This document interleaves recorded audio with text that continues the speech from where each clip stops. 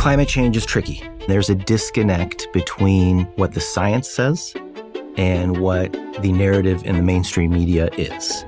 Oh, is there now? Hello everybody, welcome to the channel. Today we have Matthew Wielicki on the PragerU channel trying to state that they're not going to remain silent about climate change anymore. As he is about to state, he is some form of scientist, so we should probably be able to trust his authority in this regard, should we? Well, let's take a look and see what he says. First, let Matt introduce himself. I am a former faculty member in the Department of Geological Sciences at the University of Alabama. I have a doctorate in geology and earth science, and I am the author of Irrational Fear Substack. I was born in southern Poland in a town called Wrocław. He seems to have left the University of Alabama of his own free will because of wokeness. However, it seems that it was possible that he was soon to be dismissed because of his claims against woke policies. In reality here, it seems that he took the best option to resign before punishment was given out to potentially save what was left of his reputation. In case you were wondering, there are links in the description if you'd like to take a look for yourself for anything that I state. Unfortunately, on the PragerU channel, I couldn't really find any other links linking to any of the science they're claiming to exist that, disproves the severity of climate change. After his quick little introduction, he takes a trip down memory lane, telling his story, letting you know he is, a real human, but how things have changed over time. It sounds like a tragic and great story, but relatively irrelevant and takes up about 25% of the video, so I thought I'd skip ahead to where he says this. There were certain things that we couldn't discuss in academia. Oh, is there? What kind of things? In earth sciences, if you speak about climate change, that is one of these taboo subjects. I'm not so sure that it's such a taboo subject. You see, I see messages about climate change all the time. There are adverts for charities showcasing its effects. There are almost endless scientific studies on the subject, and there are people, not just the cute little polar bears, but real people, who have been a victim to the effects of climate change. In fact, I'd say that climate change is so not taboo that it's too prevalent, that it gets ignored more because of how normal it is in our everyday lives to talk about now. Not necessarily taken too seriously of a matter that we need to address instantly. And that's fine too, that's just having awareness of the issue. And climate change is tricky. There's a disconnect between what the science says and what the narrative in the mainstream media is, and what certain, what I would call activist scientists have been kind of pushing. The narrative in the media is doing so much damage to mental health. Yeah, well, climate change is a scary thing. I mean, think about it for just a moment.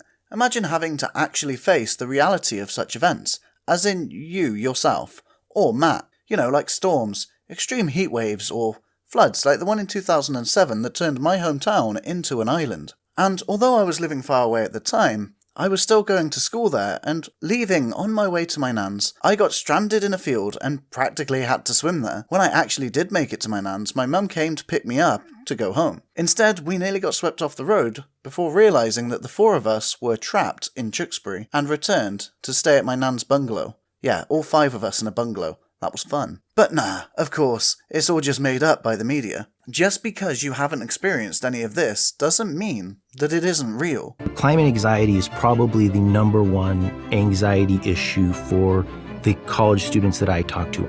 And the science does not support that fear. I think that fear is irrational. This is a bit tricky, like he said earlier, but now it's because a lot of his statements are kind of subjective. If the fear presented resembles what you would expect from the students confronted by a demonic being wielding a book of life and death, then yeah, I agree. Yeah, we shouldn't act like this at the mere mention of climate change.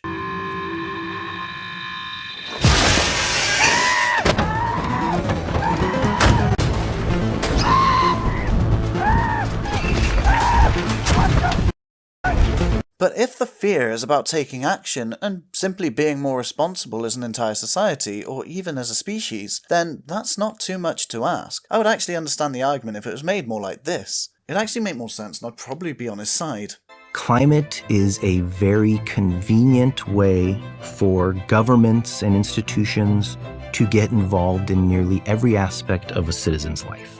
And if you are basing your life decisions, like whether or not to have children, whether or not to raise a family, whether or not to make sacrifices today such that maybe in a decade or not you're going to be in a better position. If you think that the planet is going to end, you don't make those sacrifices. I kind of get the point he's trying to make, but I do somewhat disagree. I mean, having a family is a part of being human for most people. Some people don't want to have kids, maybe because of climate change. Sure, maybe for some other bigger picture argument. Or maybe they just don't want to have kids. That is a choice that people can make, and it's okay. I mean, my kids are scarier than climate change sometimes, but our children's future and their children's children's future is what we're talking about here. It's not a doomsday prophecy carved into the fabric of reality. It's something we have an impact on, and as a society have a duty to reduce the negative impact that we cause, however feasibly possible. Not for our doomsday, but potentially for the future doomsday of the next generation or the next one after that. Over the course of these generations, it's slowly going to deteriorate.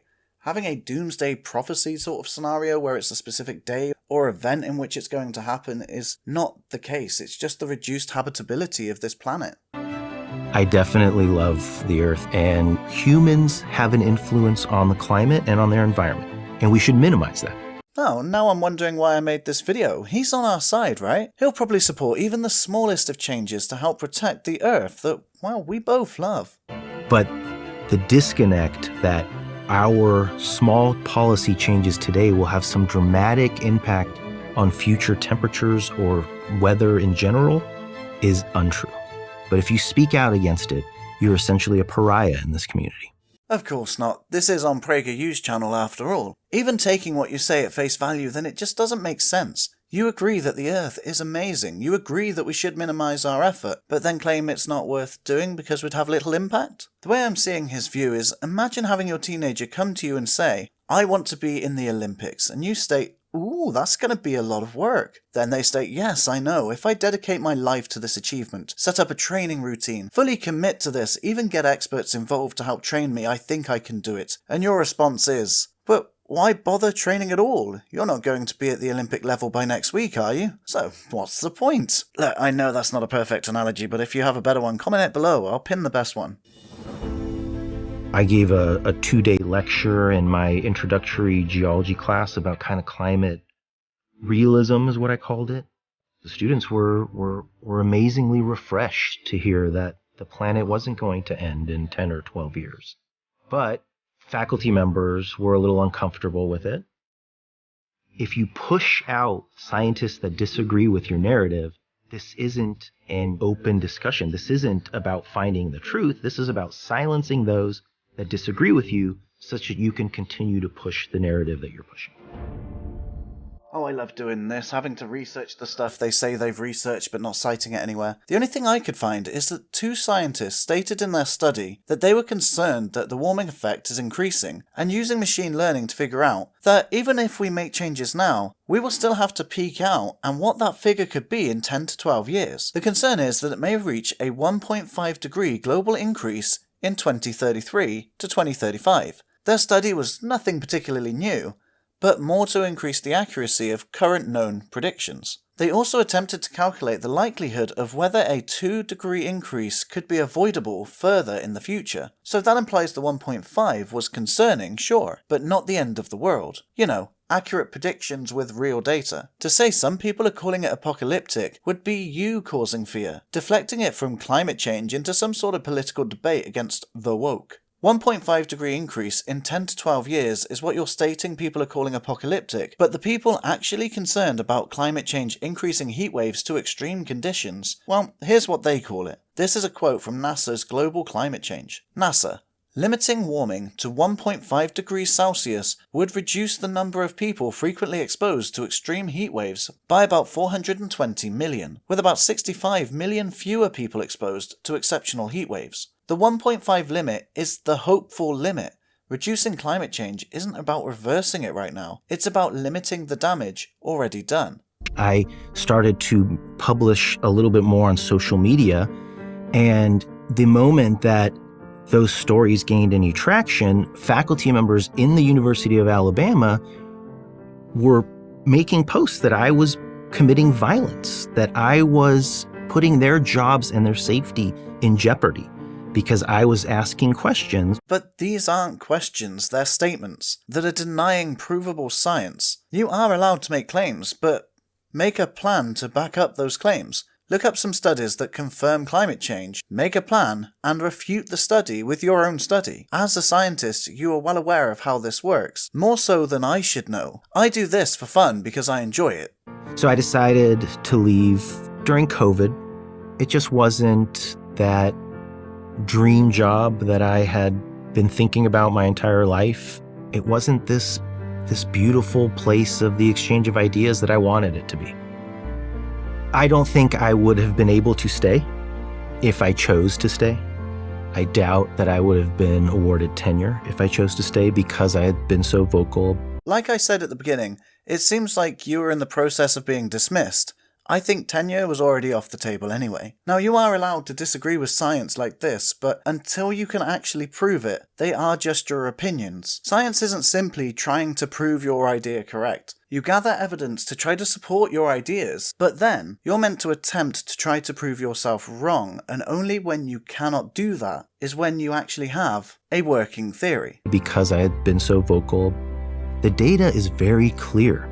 There is no metric that we can call the current state of the climate a crisis or an emergency or a breakdown. They're trying to elicit fear. When people are afraid, they are most vulnerable to changing their behaviors. Wow, to me this seems true. If I had a personal health issue, I might be more inclined to be more healthy in whatever way necessary because, I'd be scared. But I get the feeling he's leading us somewhere else, into a conspiracy theory. Growing up in a household that was very aware of some of the mistakes of a communist type of government, centralized planning. There it is. The removal of the free exchange of ideas. That makes me more vocal. Again, you can have ideas, but if you want them to be taken seriously, then you have to provide evidence. If your opposition has evidence and you don't, then maybe you're wrong. Because I see that we're making the same mistakes that my parents always told me we should never go down this road.